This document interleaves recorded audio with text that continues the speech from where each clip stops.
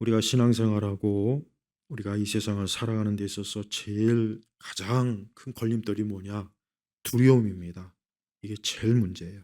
확실히 맞습니다. 자, 예를 들면 우리가 지난번에 팬데믹 때 한번 보세요.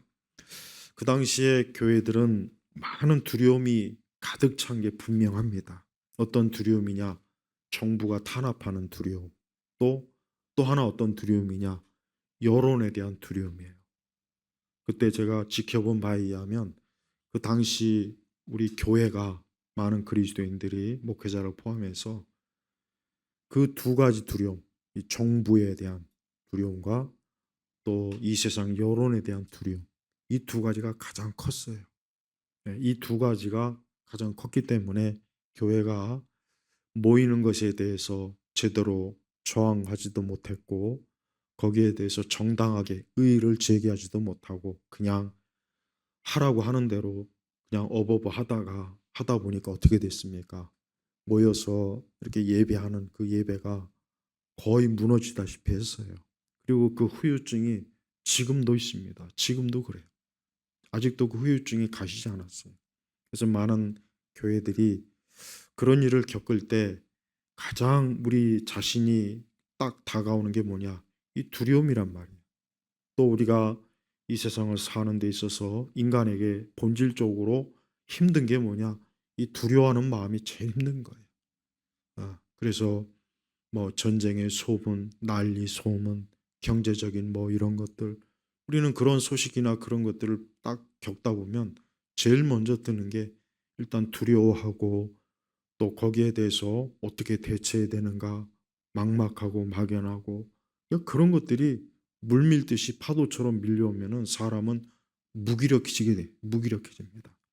그런 두려움이 계속 이렇게 몰려오면은 시간이 지나면 사람이요 강해지는 것이 아니라 무기력해져서 아무것도 못하고 그냥 수동적이 돼버려서 그냥 흐름에 따라가지 그냥 대세에 맡기지 그렇게 돼버려요. 그게 사람의 그 참 본성의 문제입니다.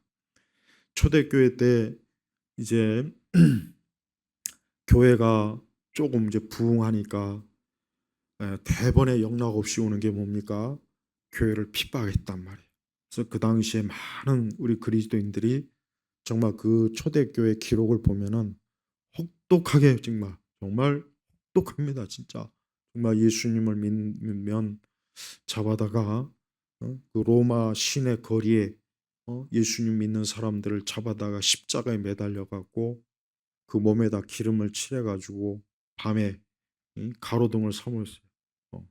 그 사람을 태워 가지고 로마 시내 길거리에 어 가로등으로 삼았단 말이에요. 또 경기장에 수시로 그리스도인들을 끌어내 가지고 사자와 맹수들 앞에 참 둘러싸이게 해서 그 당시 많은 로마 시민들이 그걸 오락으로 그걸 마치 지금 프로야구나 프로축구를 사람들이 보고 열광하는 것처럼 그 당시 그것들이 그 로마 사람들의 즐거움, 재미 그렇게 여겨졌단 말이에요. 그러니까 그 당시에 그 로마 시대 때 기독교인들은 정말 어딜 가나 핍박을 받고 조롱거리가 되고 무시를 당하고 이루 말로 닿을 수 없는 엄청난 좀 해를 많이 입었습니다. 또 중세 시대에 가톨릭 아직 종교 개혁이 일어나기 전과 그 전후로 또 얼마나 많은 개신교도들이 가톨릭에 의해서 잔인하게 아주 학살당하고 어, 엄청난 또 죽임을 당하는 그런 일들이 있었어요. 그런데 그 시대의 그리스도인들도 우리와 똑같은 사람입니다. 그들이라고 해서 두려움이 없겠습니까? 그들이라고 해서 여러 가지로 참 어떤 신앙이나 이런 거를 정말 끝까지 가지고 있어야 되는가? 내가 이런 것들을 정말 끝까지 유지해야 되는가? 그런 갈등이 그들에게도 있었지만 그들은 그 모든 것들을 이겨냈습니다. 어떻게 이겨냈습니까? 믿음으로 이겨냈단 말이에요. 믿음으로 이겨낸 거예요. 그 믿음이 두려움을 이긴 거예요. 근데 우리 세대는 두려움이 믿음을 이겨버렸어요. 그러니까 두려움이 하나님을 믿는 믿음보다 더 강하니까 그 두려움이 압도돼 가지고 하나님은 두려워할 줄 모르고 하나님의 말씀은 두려워할 줄 모르고 세상 권세를 두려워하고 이 세대 사람들이 손가락질하는 걸 두려워하고, 그래서 결과적으로 어떻게 됐습니까? 결과적으로 꼴이 어떻게 됐습니까? 모든 면에서 혼란. 우리가 구약 성경을 보면 여러분 아시다시피 이스라엘과 그 유다 국가가 있어요. 근데 그 두 국가가 항상 보면은 늘 참 고통과 어려움을 많이 겪었는데, 그 본질적인 문제가 뭐냐? 저들이 하나님을 떠난 겁니다. 하나님의 말씀대로 따르지 않고 이 세상을 두려워하고 또 그 주변에 있는 강대한 민족들을 두려워하고, 그러다 보니까 계속해서 악순환이 자꾸 악순환이 거듭되고 결국은 그 두 참 이스라엘과 유다가 나중에는 멸망합니다. 그러니까 망하는 거예요. 나라가 망했단 말이에요. 왜 그러느냐? 다른 것이 아니라 저들이 하나님을 두려워하는 것이 아니라 세상을 두려워했고 세상의 불신앙의 세력을 두려워해서 그러는 거예요. 그러니까 우리는 무엇을 두려워해야 될지를 우리가 한번 앞으로 이제 우리가 살아가면서 우리 어떤 개인적인 문제도 마찬가지고 우리가 우리 세대 전체적인 문제도 마찬가지예요. 우리는 믿음이 두려움을 압도해야지, 두려움이 믿음을 압도하는 그 순간 지는 거예요. 이미 지는 거예요. 그래서 예수님께서 뭐라고 하셨습니까? 예수님이 오죽하면은 28절에 보니까 거기 말씀 보겠습니다. 몸은 죽여도 영혼은 죽일 수 없는 자들을 두려워하지 마라. 오히려 영혼과 몸을 능히 지옥에 멸망시킬 수 있는 분을 두려워하라. 자, 우리 예수님도 우리 사람이 두려움이 압도되면은 자칫하면 믿음을 부인하고 자칫하면 신앙을 떠나고, 예수님도 그걸 다 알고 있는 거예요. 그래서 예수님께서 오늘 이렇게 말씀하신 이유가 뭐냐? 정말 두려워할 분이 누군지 아느냐? 두려워할 분은 하나님이라는 거예요. 진짜 하나님을 두려워해야지 하나님이 얼마나 두려운 분지를 모르느냐. 그러면서 몸은 죽여도 영혼을 죽일 수 없는 자들을 두려워하지 마라 그랬단 말이에요. 그래요. 몸은 죽여도 그렇습니다. 우리의 신앙과 믿음에 대해서 이 세대는 또 세상은 우리를 죽일 수 있고 우리를 없앨 수 있고 어떻게든지 뭐라고 하려고 할 거예요. 하지만 예수님이 뭐라고 했습니까? 영혼을 죽일 수 없는 자들을 두려워하지 마라 그랬습니다. 아무리 세상 정부 권력이나 이 세상의 많은 사람들이 우리 성도들을 핍박하고 우리에게 모욕을 주고 우리를 여러 가지로 해방해도 그들은 우리의 영혼은 건들 수 없는 거예요. 우리의 영혼은 손을 댈 수가 없다는 거예요. 그래서 진짜 두려워할 분은 영혼을 능히, 여기 또 뭐라고 했습니까? 오히려 영혼과 몸을 능히 지옥에, 여기 지옥이란 말이 있어요. 지옥을 부인하는 많은 신학자들이 있어요. 지옥을 언급하지 않은 많은 목회자들이 있습니다. 지옥을 무시하는 많은 그리스도인들이 있어요. 예. 하지만 저들은 우리 예수님이 직접 오늘 말씀하신 것처럼 지옥에 멸망시킬 수 있는 분을 두려워하라 그랬단 말이에요. 예수님이 하신 이 지옥이란 말은 상징적으로 말한 게 아닙니다. 그냥 예수님이 겁주려고 한 말이 아닙니다. 진짜 장소적 지옥을 얘기하는 거예요. 이 장소적 지옥. 그러니까 이 지옥이라고 하는 것이 실제 있는 곳을 하나님께서, 우리 주님께서 직접 지칭해서 말씀하신 것.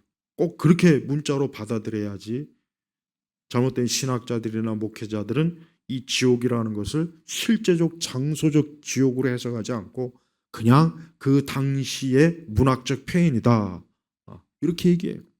제가 저번에도 얘기했죠. 이런 유튜브나 이런 데 보면은 기독교 신앙에 대해서 이상하게 얘기하는 신학자들이 종종 나와서 헛소리를 해요. 목사들도 나오고 아주 그냥 때려주고 싶어요. 제가 어디서 저것들이 일반 신자들을 얼마나 무시하고 지들이 마치 뭐나 되는 것처럼 앞에 나와서 아주 제잘제잘 되더라고요. 확 그냥 아주 입을 그냥 그거 다 거짓말이에요. 거짓말.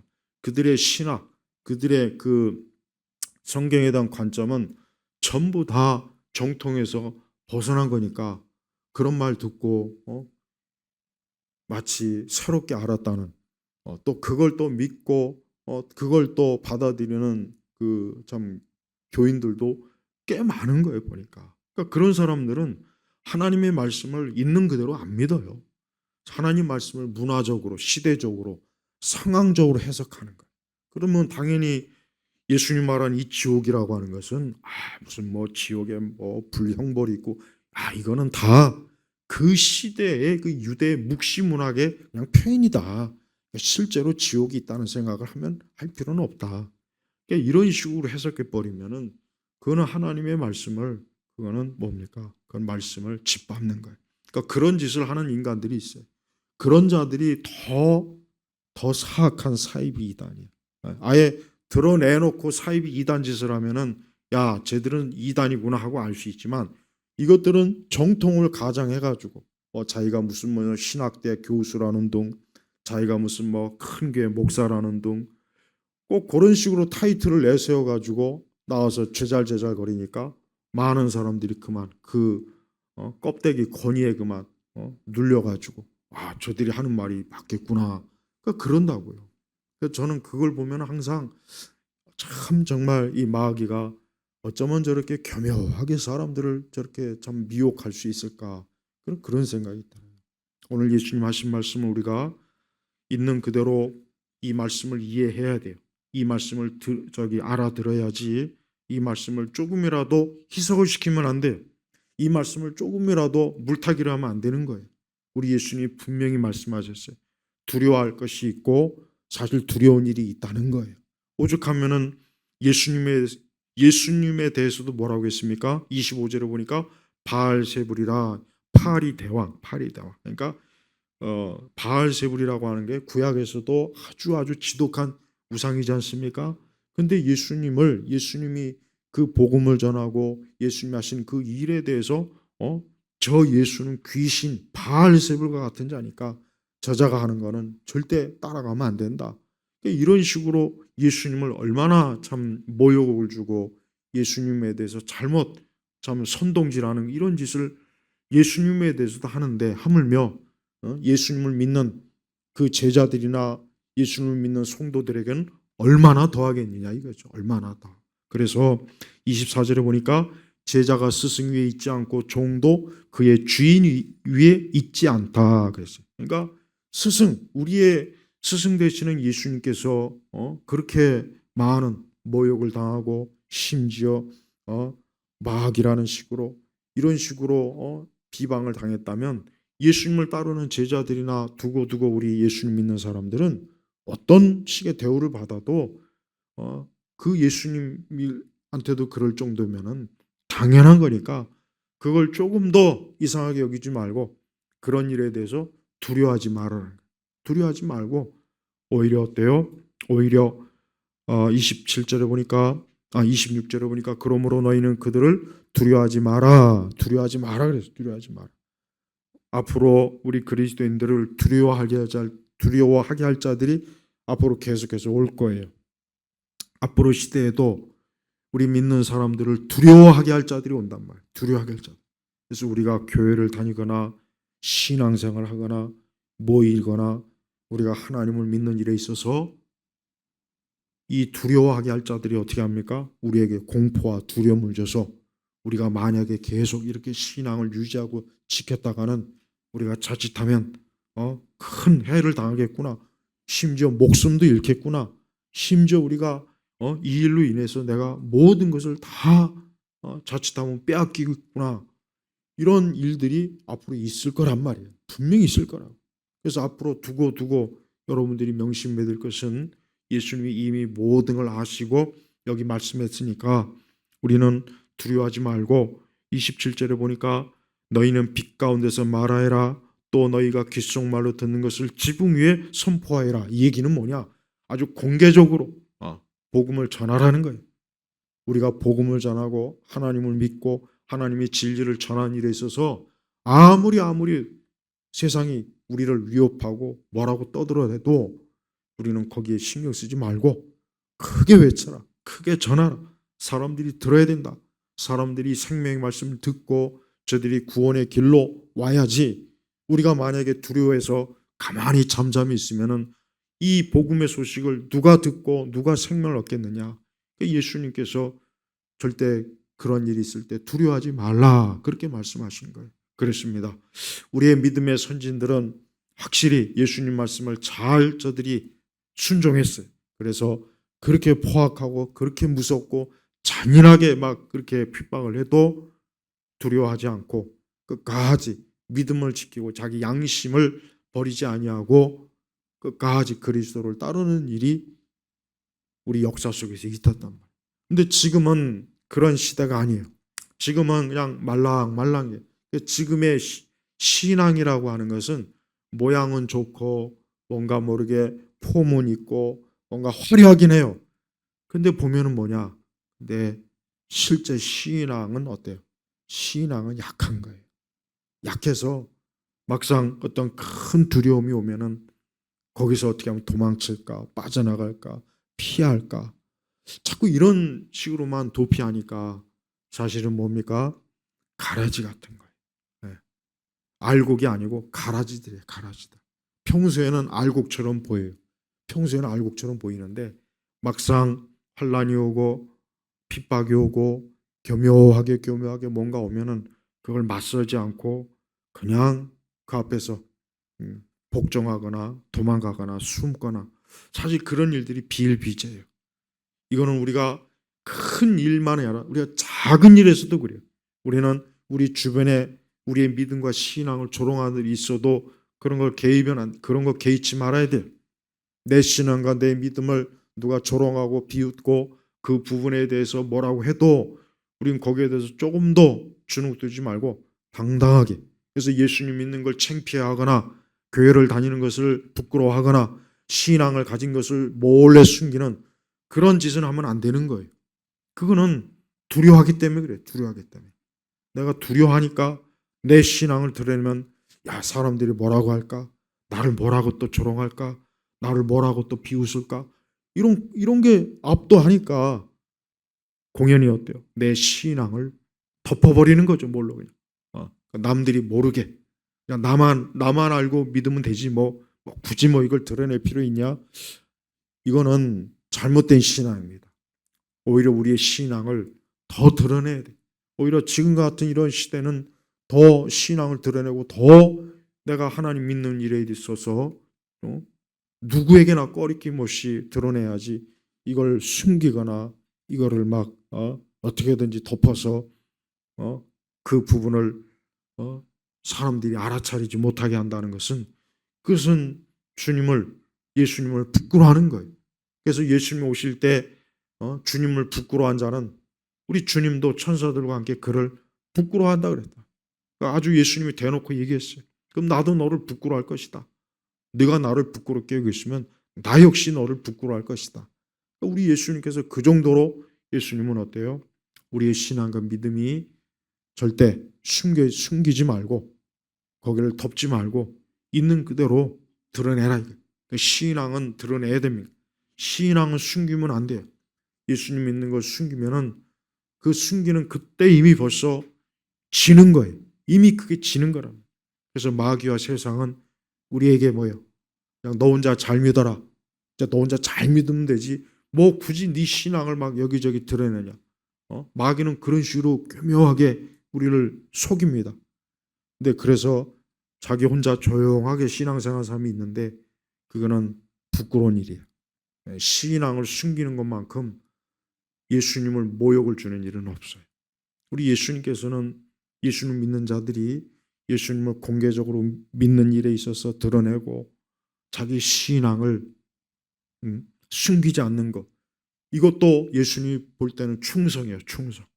그러니까 우리는 그리스도에게 충성한다는 것은 이런 것도 있다는 걸 알아야 됩니다. 그러면서 우리 주님께서 29절을 보니까 여기에선 또 우리 하나님께서 세상의 모든 것들을, 모든 생명을 항상 우리 주님의 손에 주권적으로 붙잡았다는 것을 우리 주님 말씀하셨는데, 참새 두 마리가 한 아사리온에 팔리지 않느냐. 이 아사리온은 가장 작은 단위의 화폐 단위란 말이에요. 이게 참새 두 마리. 그러나 그것들 중 하나라도 너희 아버지 허락 없이는 땅에 떨어지지 않을 것이다 그랬어요. 그럼 여러분, 참새가 땅에 떨어지는 일을 저는 예전에 시골에 살 때 보니까 참새가 이제 추우면은 가끔 가다 보면 이게 추워서 얼어 죽었는지 모르지만 이게 땅에 떨어진 걸 가끔 봐요. 딱 그 생각이 나요. 야, 저 참새 한 마리도 저렇게 떨어지는 게 참새가 자기 주권대로 떨어지는 것이 아니라 뭐 하나님의 허락이 없이는 떨어지지 않는 거예요. 그러니까 하늘의 저 작은 새도 하나님께서 허락을 하셔야지만 그 생명이 떨어지는 거지, 하나님이 관여하지 않고 생명이 떨어지는 일은 없다는 것을 말씀할 정도로 우리 주님은 우리에 대해서 30절에 뭐라 했습니까? 또 아버지께서는 너희 머리카락까지도 다 세워놓고 계신다. 우리 여성분들 아침 저녁으로 이렇게 막 빗질할 때 머리카락 많이 나오죠. 그럴 때마다 이 말씀을 생각해요. 야, 아니 내가 이렇게 아침 저녁으로 머리 빗질을 할 때마다 이게 머리카락이 도대체 몇 개나 나오냐. 우리 그런 거 안 세잖아요. 뭐 혹시 세는 분이 있습니까? 뭐 세든 안 세든. 근데 하나님은 그걸 뭡니까? 여기 너희 머리카락까지도 다 세워놓고 계신다. 이 말씀은 뭐냐? 하나님께서는 세세하게 우리 모든 우리 믿는 성도들에 대해서 어때요? 다 알고 계신다는 거예요. 사실 머리카락 뭐 떨어지고 안 떨어지고가 뭐 이렇게 크게 중요한 문제는 아니잖아요. 그런데 이런 것까지도 하나님께서 이렇게 관여하신다면 나머지 것은 얼마나 더 하나님께서 이 모든 걸 아주 철저하게 주님이 지켜보시겠냐 이거예요. 그래서 31절에 뭐라 했습니까? 그러므로 역시 또 같은 말씀이야. 두려워하지 마라. 지금 두려워하지 마라 말씀을 지금 3번인가 지금 반복하신 것 같아요. 제가 지금 이렇게 세보니까 두려워하지 마라. 두려워하지 마라. 너희는 많은 참새들보다 뭐라 했습니까? 더 귀중하다. 귀중하다. 그래서 26절에 그러므로 너희는 그들을 두려워하지 마라. 28절에 지옥에 멸망시킬 수 있는 분을 두려워하라. 두려워할 것과 두려워하지 말 것을 딱 어때요? 구분해 주신 거예요. 근데 우리는 거꾸로 하고 있어요. 거꾸로. 아까 제가 얘기했죠. 하나님을 두려워하지는 않으면서 이 세상은 두려워하고 사람은 두려워하고 세상 권세자는 두려워하고 그러다 보니까 교회가 숨도 못 쉬고 가만히 잠잠히 있는 걸 보면은 과연 아니 이러면은 우리가 성경에 그 많은 믿음과 신앙으로 해서 핍박받은 그들은 무엇이며 역사 속에서 예수 그리스도를 믿는 것 때문에 정말 화형에 처해지고 정말 이루 말로 닿을 수 없는 그 엄청난 좀 해를 당한 그들은 도대체 뭔가? 그들이 우리를 볼 때 어떻게 생각할 것인가? 사실 그런 생각이 들어요. 그래서 예수님은 절대 그러므로 두려워하지 마라. 두려워하지 마라 그랬어요. 왜? 이 두려움은 한번 두려움이 딱 들어오기 시작하면은 그때부터는 이 두려움이 우리를 쥐고 흔들어요. 쥐고 흔든다. 이 공포나 두려움이 한번 들어오면은 그때부터는 이게 우리를 막 좌지우지하고 거기에 노예가 돼버리는 거예요. 그래서 성도는 세상을 살아갈 때 담대함이 있어야 돼요. 담대함이 사실 필요합니다. 이 담대함이라고 하는 것은 우리에게서 나온 것이 아니라 그것은 내 안에 계신 하나님의 영이 우리로 하여금 담대하게 해주시는 거예요. 그래서 사도들도 예수님의 복음을 전하다가 재판장에 끌려가고 그랬지만 바울도 담대하게 또 베드로도 담대하게 복음을 전했지 않습니까? 그들은 왜 그랬습니까? 그들은 자기와 함께 있는 하나님이 더 강하시고 하나님이 모든 권력의 권세의 주인이시기 때문에 사람 앞에서 저들은 겁을 내거나 두려워하거나 그걸 피하려고 하지 않았던 거예요. 그래서 지금은 우리 세대가 이렇게 정말 이렇게 말씀이 여기 이렇게 있지만서도 막상 이런 일을 겪으면 두려워하는 거예요. 빠져갖고 아무것도 못하고 그냥 가만히 있게 되는 거예요. 여러분 이게 그냥 아무것도 아닌 것 같습니까? 아니에요. 이 문제는 반드시 하나님께서 짚고 넘어갈 거예요. 저는 하나님께서 하나님을 두려워하지 않고 세상을 두려워하는 것에 대한 그 대가를 저는 분명히 교회가 치르게 할 거라고 저는 생각이 돼요. 반드시 그렇게 할 거예요. 그래서 진짜 누구를 진짜 두려워해야 되는지를 하나님이 알려주실 거라고 여겨져요. 아직도 이 일에 있어서 솔직하게 이 일에 있어서 솔직하게 이런 걸 공개적으로 회개한 그 말을 난 들어본 적이 없어요. 우리가 저 사악한 문 정권 때 저 국가의 권력 앞에서 벌벌 떨고 모이기를 패하고 그 시간에 근데 그게 얼마나 긴 시간이었습니까? 그 긴 시간 동안 교회가 예배당이 텅 비어 있고 하나님을 예배하는 찬송이 사라져 버리고 모여서 기도하는 기도가 사라져 버리고 그럴 때마다 우리 성령 하나님께서는 얼마나 탄식을 했겠습니까? 왜 누구 한 사람 나와 가지고 우리가 이 세상에 여러분 요즘 백신 질병청에서 최근에 발표한 거 여러분 이제 다 아시죠? 이 곰팡이가 있고 온갖 이물질이 있어 갖고 그거를 엄청나게 많은 사람이 그걸 알면서도 그걸 방관하고 방치하고 멧돼지 같은 여자가 그냥 수장 그 멧돼지 누굽니까? 정모라고 어? 어떻게 그렇게 사람이 잔인합니까?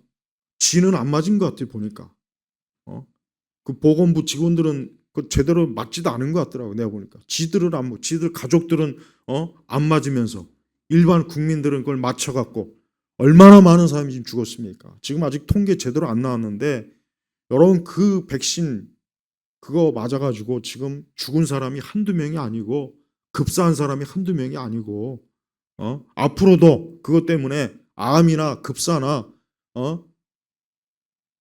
심장 갑자기 심장이 멈춰서 죽거나 그것도 급사하니까 어쨌든 이래저래 해서 죽을 사람이 앞으로 얼마나 되겠냐고 한번 생각을 해봐요. 근데 많은 교회들이 이걸 맞아야 빨리 우리가 뭐 예배를 회복한다는 교인들을 그런 식으로 사지에 몰아넣는 게 그것도 정상이 아니잖아요. 그렇게 급조된 백신 세상에 어떤 무식한 사람이 아무리 백신에 대해서 몰라도 백신은 최소한 10년 이상은 걸려요. 한번 개발하면 최소한 온갖 임상 실험 다 해야 되고. 근데 그 백신을 기껏 해봐야 그 짧은 시간에 한 그 백신을 아무리 무식하고 아무리 생각이 없다고 해도 그걸 어떻게 맞냐고요, 그거를. 그걸 어떻게 국가에서 주도적으로 맞출 생각을 하냔 말이에요. 근데 그런 일을 주도한 자들이 청문회 나와가지고 겨우 사과 한번 하고 그게 끝날 일입니까? 어? 진짜 이 사람의 생명을 귀중하게 여기지 않는 거는 그건 뭔지 아십니까? 그건 마귀의 본성이에요. 마귀의 본성. 사람의 생명을 누가 됐든지 간에요, 여러분. 그가 누구인 간에 사람의 생명을 귀하게 여기지 않는 거는 그건 마귀예요. 그건 사단의 본성이란 말이에요. 어떤 식으로든지 간에. 예? 이렇게 많은 사람이 죽어가지고 눈물을 흘리고 억울하게 그 젊은 자기 자녀들을 죽은 그 부모가 얼마나 그 참 그거 그냥 평생이 얼마나 고통스럽겠어요. 응? 자기 부모 형제 가족이 죽어서 어? 그러니까 그런 짓을 뻔뻔스럽게 저지른 인간들이 여전히 권력을 갖고 있고 저렇게 떵떵거리고 있고 얼굴이 얼마나 두꺼우면 국민들한테 제대로 사과도 안 하고 처벌도 안 하고 여러분 이게 정상입니까? 이거는 사단이에요. 이게 마귀에게 속한 거예요. 마귀에 속. 그 여성들 그 경부 그 뭔지 그것도 맞지 마세요. 그 여러분의 딸들한테 맞히지 마세요. 그것도 부작용이 굉장히 심한 거예요. 예? 그러니까 이런 거를 좀 기본적으로 알고 있어야 되는데 얼마나 무식한지 그냥 이런 얘기하면 무슨 뭐 음모론 얘기 그 음모론 얘기한다는 그 인간들 지금 다 어디가 있습니까? 다 어디가 있냐? 특히 의사들 그때 백신 맞으라고 공개적으로 떠든 의사들 지금 어디가 있습니까? 그 인간들 다 얼굴 드러내놔야 돼. 그 인간들이 사람을 죽이는데 아주 그냥 1등 공신들이에요. 1등 공신들. 예. 앞으로도 그것 때문에 죽을 사람 많이 있어요. 특히 심장마비. 특히 심장마비. 이건 분명히 공식적으로 이거는 결과가 발표된 거예요. 백신이 이 심장마비의 주요 원인이라는 거. 이거 분명히 공식적으로 얘기한. 그러니까 더 이상 우리가 제가 이전에도 그랬지만 그렇게 많은 얘기했던 거 다 하나도 음모론이 아니고 다 사실이었어. 응? 그래서 이번에 감사원에서도 발표했지 않습니까? 1200만 그 도스인가? 그걸 그냥 그 국민들한테 이렇게 맞춰갖고 그 몸에 그렇게 여러분 요즘 우리나라 사람들 얼마나 건강을 이렇게 중요하게 여깁니까? 그렇게 막 건강 뉴스, 건강 관련 그런 것도 얼마나 많습니까? 근데 그거 다 하면 뭐 하겠어요? 그 오염된 백신 한두 번 맞고 그냥 뻑 나가 떨어지면 끝나는 거. 그러니까 우리 성도들은 그런 부분에 있어서 예수님 뭐라고 했습니까? 뱀처럼 지혜로워라 그랬잖아요. 뱀처럼 지혜로워라. 어, 비둘기처럼 우리의 신앙을 잘 지는 것도 좋은데 뱀처럼 지혜로워야지. 잘못하면 속거든요. 속고 세상 정부 거짓말에 속아가지고 정부가 하는 거니까 뉴스에서 나왔으니까 별일 없겠지. 왜 그런 말은 그렇게 잘 믿는지 모르겠어요. 그러니까 예수 우리 교회 다니는 사람들도 성경 말씀은 그렇게 설교를 해도 안 믿는데 방송에서 아나운서가 몇 마디 쏙닥거리면 그건 그렇게 잘 믿더라고요. 그러니까 교회 다니는 사람들 내가 보니까 하나님 말씀은 잘 안 믿어요. 근데 세상에서 누가 말하면 그걸 잘 믿어요. 그거를. 응? 예수님 뭐라 그랬어요? 응? 오늘 예수님 하신 말씀도 우리도 예수님 말씀을 믿어야지. 하나님 말씀을 믿어야지. 하나님을 두려워해야지. 우리가 하나님 말씀만 믿고 하나님 두려워하지 않으면 그게 얼마나 우리 자신에게 재앙이 큰지를 꼭 알아야 돼요. 앞으로 오는 세상은 더 끔찍하고 더 무서운 세상이 될 거예요. 두고 보십시오. 앞으로 우리의 신앙과 믿음을 더 공개적으로 압박하고 쪼이는 일들이 많을 겁니다. 그래서 우리가 이렇게 정말 모이는 게 정말 또 어려운 그런 시기가 올 때가 또 있어요. 또 올 겁니다. 반드시 올 겁니다. 그래서 이제 더 이상 이렇게 모여서 성도들과 함께 예배드리고 하나님을 예배하는 게 정말 어떻게 보면 불가능한 이제 자기 정말 목숨을 걸거나 그럴 때가 분명히 온단 말이에요. 그래서 계시록에 이미 다 나와 있잖아요. 마지막 앞으로 오는 시대는 너무나 참혹합니다. 그래서 창세 이래로 그런 환란이 없었다 그랬어요. 창세 이래로. 그러니까 성경에 보면 노아 홍수도 있었죠. 소돔과 고모라도 있었단 말이에요. 성경에 대표적으로. 근데 그것과는 비교가 안 될 정도의 큰 우리 믿는 사람들을 향한 핍박이 신앙을 흔들 그런 일들이 많이 있을 텐데 그래서 예수님께서 미리 주신 거예요. 그래서 28절에 몸은 죽여도 영혼은 죽일 수 없는 자들을 두려워하지 마라. 오히려 영혼과 몸을 능히 여기 능히라 그랬어요. 영혼과 몸을 능히 지옥에 멸망시킬 수 있는 분을 두려워하라 그랬단 말이에요. 그러니까 우리가 진짜 두려워할 분은 하나님이에요. 주님이에요. 근데 이 믿음이 이게 약한 거예요. 그러니까 눈에 당장 보이는 그 앞에서는 우리가 막 두려워하는데 하나님은 눈에 보이지 않으니까 이 보이지 않는 분을 이 두려워하면서 믿는 게 이게 너무 힘든 거예요. 그러니까 우리 성도들이 평소에 신앙과 믿음이 단단해야 돼요.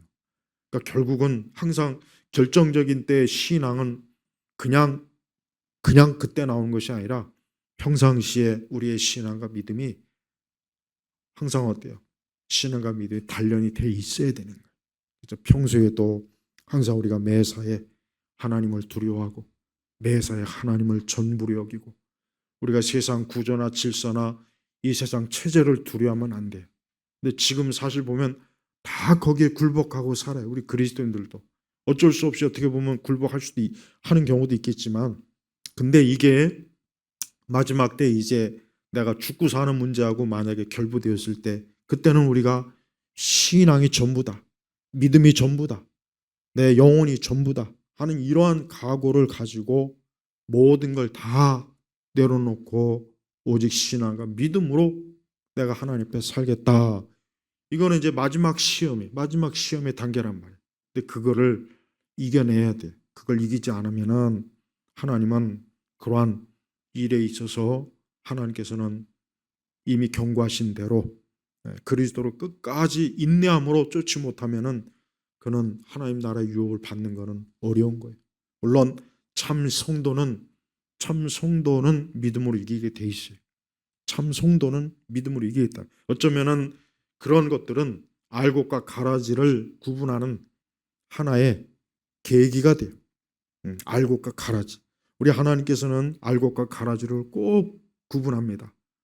그걸 하지 않는 일이 없어요. 꼭 구분해서 알곡대로 가라지는 가라지대로 분명히 마지막 때 다 하나님께서 분리한다고 하시지 않습니까? 그러니까 지금도 마찬가지예요. 지금 시대는 껍데기가 많은 거예요. 여러분, 저 시골에 여러분 그 논 이렇게 쭉 보시면은 농촌에 사신 분들은 알아요. 가을철 되면 이 벼가 잘 익으면은 정말 보기 좋아요. 아주 이제 황금 들판 막 그 말 그대로 그래요. 근데 어떻게 하다가 이 알곡이 없잖아요. 그러면 이 벼가 검은색이 띄어요. 검은색. 그래가지고 멀리서 봐도 좀 검은색 나는 이 벼들이 많아요. 그러니까 다 죽은 거예요. 다 죽은 거란 말이에요. 그게. 예. 이렇게 서 있기는 하지만 알곡이 없는 거예요. 그냥 쭉정이에요. 쭉정이. 예. 속 빈 거예요. 속 빈 거.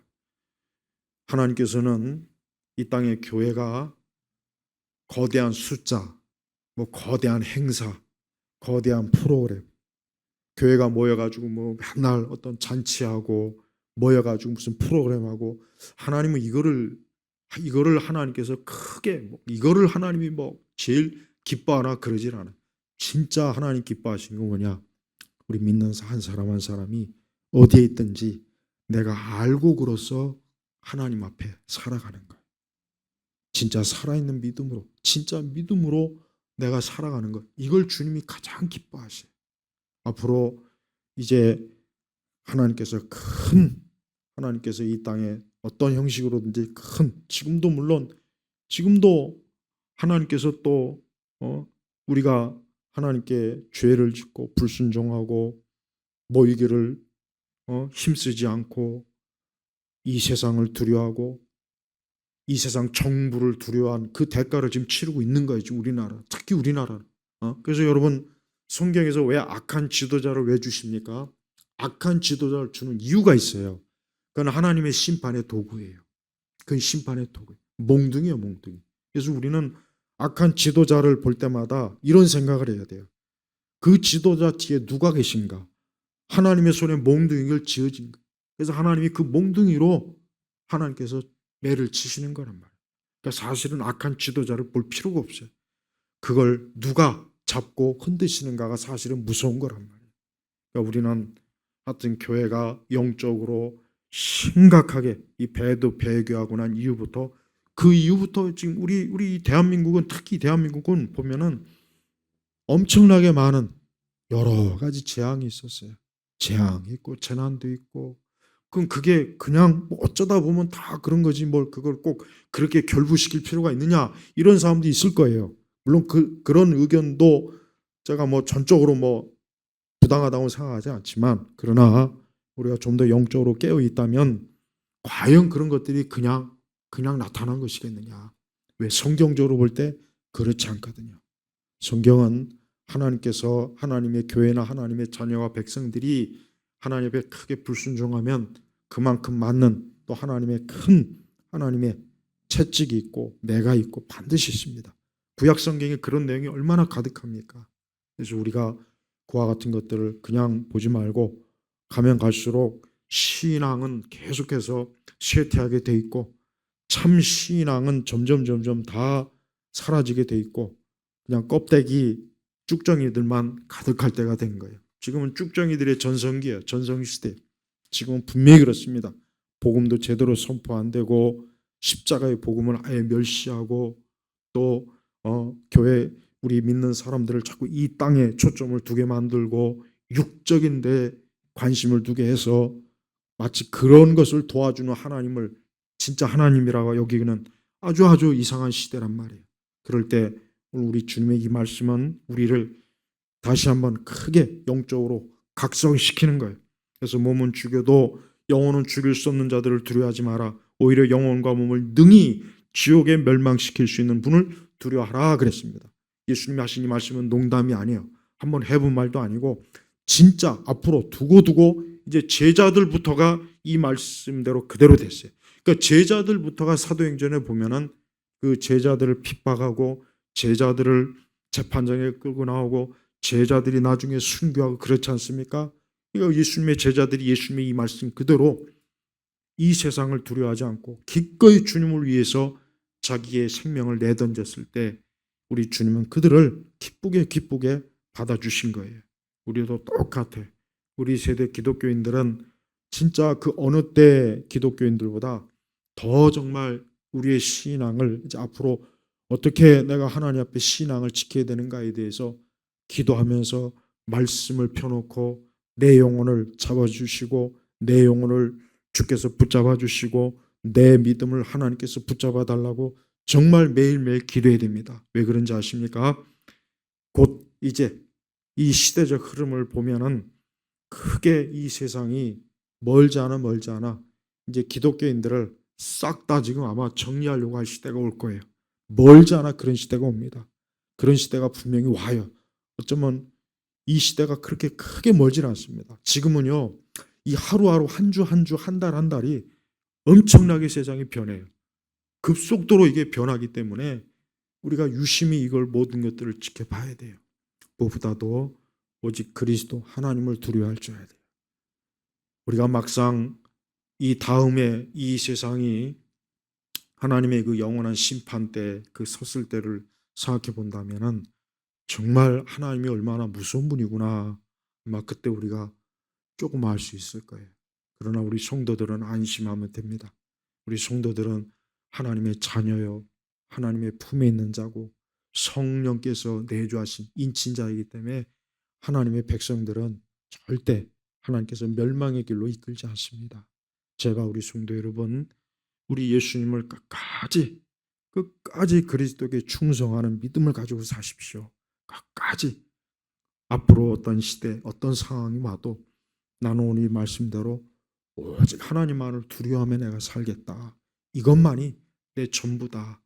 나의 소망은 영원한 주님의 나라에 있다 하는 믿음을 꼭 가지시길 주의 이름으로 축복합니다. 아버지 하나님 감사합니다. 우리 주님께서 하신 이 말씀은 그 어떤 말씀보다도 현재 우리가 살고 있는 이 시대와 앞으로 오는 시대를 대비하는 말씀인 줄 압니다.